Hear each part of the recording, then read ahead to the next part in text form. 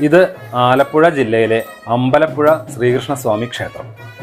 പ്രകൃതി സൗന്ദര്യം കൊണ്ട് മാത്രമല്ല, ഐതിഹ്യങ്ങളേറെയുള്ള അമ്പലങ്ങൾ കൊണ്ടും ഏറെ പേരുകേട്ട ജില്ലയാണ് ആലപ്പുഴ. അത്തരത്തിൽ ചരിത്ര പ്രാധാന്യമുള്ള അപൂർവം ക്ഷേത്രങ്ങളിലൊന്നാണ് അമ്പലപ്പുഴ ശ്രീകൃഷ്ണസ്വാമി ക്ഷേത്രം.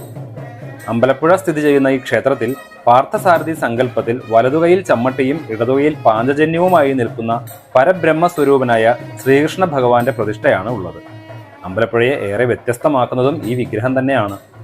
എന്നാൽ പ്രതിഷ്ഠയ്ക്ക് ഗോശാലകൃഷ്ണന്റെ ഭാവവും സങ്കല്പിച്ചു വരുന്നു.